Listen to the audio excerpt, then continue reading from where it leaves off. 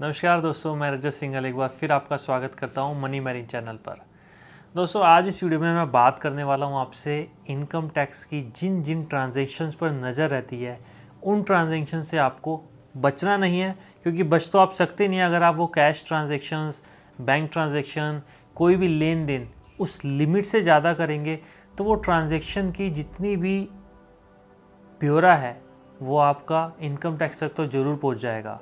वो डिटेल्स कभी बैंक्स पहुंचाते हैं, कभी डीलर्स पहुंचाते हैं जहां से आप वो परचेजिंग कर रहे हैं, जो भी अपने एक्सपेंसेस कर रहे हैं। आज इस वीडियो में सिर्फ आपको इतना बताने वाला हूं कि वो कौन कौन से माध्यम हैं जिनसे इनकम टैक्स को आपके बारे में पता चलता है कि आपने एक सर्टेन लिमिट से ज़्यादा की ट्रांजेक्शन करी है, जो इनकम टैक्स के अकॉर्डिंग हाई वैल्यू ट्रांजेक्शन है।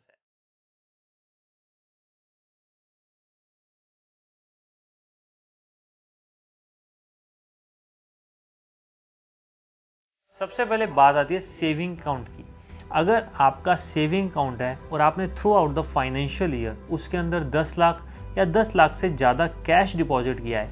एक बार फिर आपको रिपीट कर रहा हूँ, बात सिर्फ कैश डिपॉजिट की हो रही है। यहाँ NEFT, RTGS या जितना भी electronic bank to bank transfer है, मैं उसकी बात नहीं कर रहा हूँ। आपने कोई भी कैश ट्रांजेक्शन करी है, फिर चाहे वो सिंगल ट्रांजेक्शन हो या मल्टीपल ट्रांजेक्शन हो और उसका एग्रीगेट सम 10 लाख से ज़्यादा हो रहा है, तो आपको उस अकाउंट की डिटेल इनकम टैक्स डिपार्टमेंट तक ऑटोमेटिकली बैंक द्वारा दे दी जाएगी और आपको अपनी इनकम टैक्स रिटर्न में वही सेम डिटेल देनी है। कोई भी डिस्क्रिपेंसी आती है, कोई भी अप एंड डाउन आता है आपकी रिटर्न्स और डिपॉजिट्स के बीच में, तो इनकम टैक्स आपको कॉल कर सकता है, आपसे जो भी ट्रांजेक्शन्स हैं उनका ब्यौरा मांग सकता है। इसी तरह अगर आप थ्रू आउट द ईयर कोई FD कराते हैं, कोई भी आप डिमांड ड्राफ्ट बनाते हैं, कोई बैंक पे ऑर्डर बनाते हैं, तब भी अगर आपने इन तीनों माध्यम में कोई भी 10 लाख से ज़्यादा की FD कराई है या 10 लाख से ज़्यादा का डिमांड ड्राफ्ट या पे ऑर्डर बनवाया है वाया कैश, अगेन यहाँ बैंक टू बैंक ट्रांसफ़र की बात नहीं हो रही है, अगर आपने कैश में DD बनवाया या कैश FDs कराई हैं, तो भी आपको वो transactions high value transaction consider करी जाएगी और इनकम टैक्स के पास आपकी डिटेल चली जाएगी कि so and so PAN card पर ये हाई वैल्यू ट्रांजेक्शन्स हुई हैं। इसके अलावा ये तो बात हुई सेविंग अकाउंट्स की, और अगर मैं करंट अकाउंट की बात करूं तो करंट अकाउंट में 10 लाख की जगह ये लिमिट हो जाती है 50 लाख की। यानी कि अगर आपने through out the financial year current account से 50 लाख का सम विड्रॉ किया है या 50 लाख का सम डिपॉजिट किया है, कैश विड्रॉ किया 50 लाख से ज़्यादा या कैश डिपॉजिट किया 50 लाख से ज़्यादा, तो भी आपके उस अकाउंट की डिटेल इनकम टैक्स डिपार्टमेंट को दे दी जाएगी कि so and so PAN card पर so and so current account के अंदर 50 लाख से ज़्यादा, 50 लाख से ज़्यादा कैश डिपॉजिट या कैश विड्रॉ किया गया है। इसी तरह बात कुछ इन्वेस्टमेंट की कर लेते हैं, क्योंकि अब इनकम टैक्स ने थोड़ा सा अपना जो पैटर्न है, थोड़ा सा अपना जो तरीका है उसको चेंज कर दिया है। Rather than monitoring your income tax department is monitoring your expenses. यानी कि अब वो रिवर्स तरीके से आपको देख रहे हैं कि अगर आप एक्सपेंसेस कर रहे हैं और आपकी इनकम उन एक्सपेंसेस के कंपैरेटिवली कम है इनकम टैक्स रिटर्न में, तो इनकम टैक्स डिपार्टमेंट आपको कॉल करेगा, आपको बुलाएगा और आपसे जस्टिफिकेशन मांगेगा कि आपने सो एंड सो एक्सपेंसेस करे हैं, जबकि आपकी इनकम इन एक्सपेंसेस को जस्टिफाई नहीं करती है। तो इसीलिए मैं आपको बता दूं वो क्या क्या एक्सपेंसेस हैं और वो क्या क्या इन्वेस्टमेंट्स हैं जो अगर आप कैश या बैंक टू बैंक ट्रांजैक्शंस भी कर रहे हैं तो एक सर्टेन लिमिट के ऊपर कर रहे हैं, तो इनकम टैक्स डिपार्टमेंट आपको देख रहा है कि आपकी कौन कौन सी ट्रांजैक्शन हाई वैल्यू ट्रांजैक्शंस है। मैंने FDs की बात आपको कर दी है। अगर आप कोई भी टर्म डिपॉजिट करते हैं सेविंग अकाउंट के थ्रू, तो अगर आप 10 लाख से ज़्यादा कैश में FDs करा रहे हैं तो वो हाई वैल्यू ट्रांजैक्शन कंसीडर करी जाएगी। इसके अलावा अगर आप म्यूचुअल फंड्स खरीद रहे हैं, शेयर्स खरीद रहे हैं, डिबेंचर या बॉन्ड्स खरीद रहे हैं, या RBI के थ्रू जितने भी प्रीपेड इंस्ट्रूमेंट्स हैं उसके अंदर through out the financial year 10 lakh से ज़्यादा की इन्वेस्टमेंट करते हैं, तो भी ये सारी transactions high value transactions consider करी जाएंगी और आपकी डिटेल इनकम टैक्स डिपार्टमेंट को फॉरवर्ड कर दी जाएगी। ये डिटेल फॉरवर्ड कौन करता है? सारी डिटेल्स वो डीलर्स, वो बैंक्स, वो पोस्ट ऑफिस करती हैं जहाँ जहाँ आपने पैसा इन्वेस्टमेंट के लिए दिया है।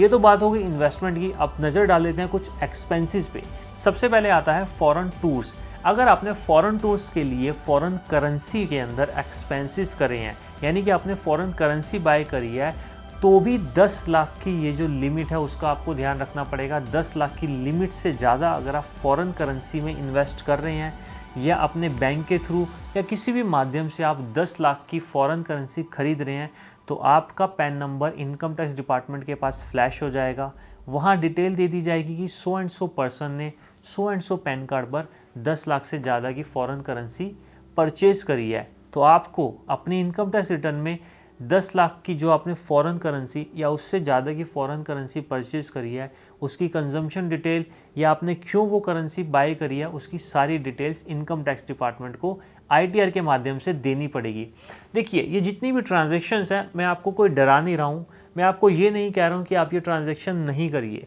सिर्फ इस वीडियो के माध्यम से आपको ये बताना चाह रहा हूँ कि वो कौन सी ट्रांजैक्शंस हैं जिस पर इनकम टैक्स डिपार्टमेंट की नज़र रहती है। और आपको क्या करना है, आपने जो भी ट्रांजैक्शंस करी हैं,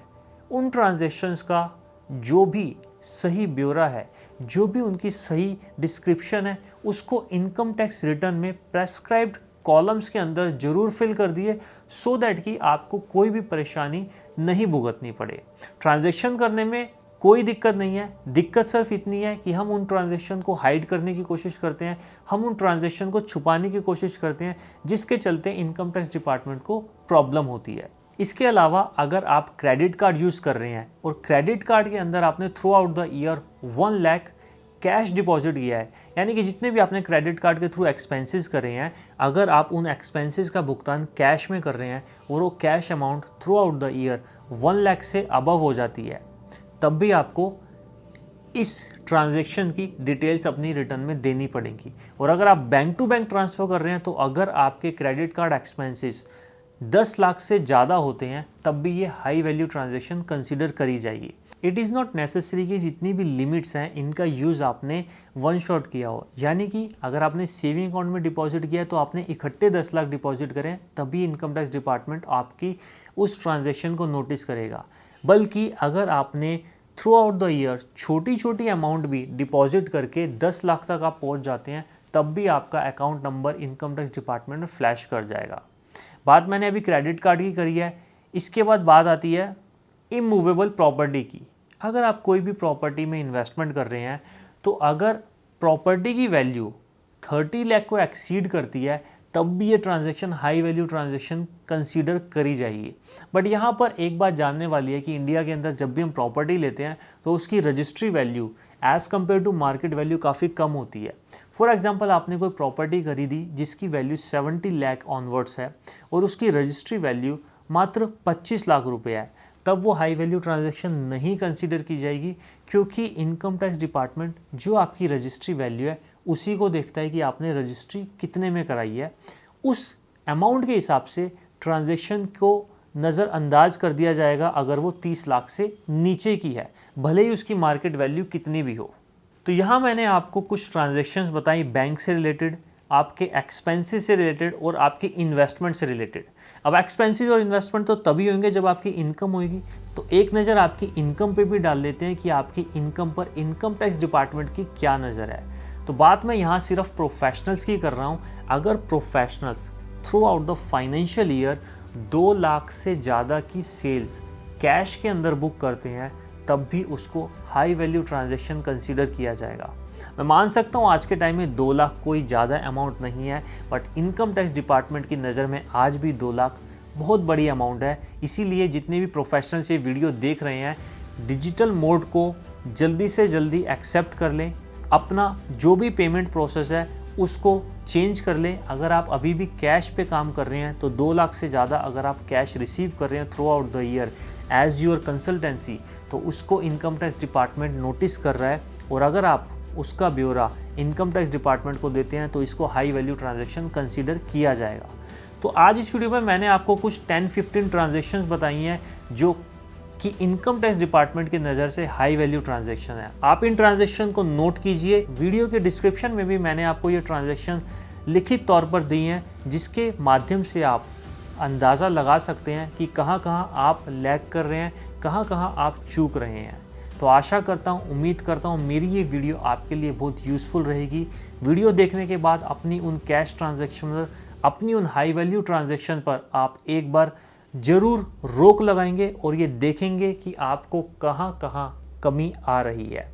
फिर भी अगर आपको कोई प्रॉब्लम आ रही है और जाने अनजाने में आपसे वो हाई वैल्यू ट्रांजैक्शन हो गई है, या फिर आपको आने वाले टाइम में कोई कैश ट्रांजैक्शन या हाई वैल्यू ट्रांजैक्शन करनी है, तो आप कमेंट सेक्शन में मेरे से सलाह ले सकते हैं, जिसके चलते मैं आपको वो तरीका बताऊंगा जिससे आपको हाई वैल्यू ट्रांजैक्शन करने के बावजूद भी कोई दिक्कत नहीं आएगी। तो तब तक के लिए नमस्कार, घर पर रहिए, सेफ रहिए और इनकम टैक्स और जीएसटी के अपडेट्स के लिए इस चैनल को जरूर सब्सक्राइब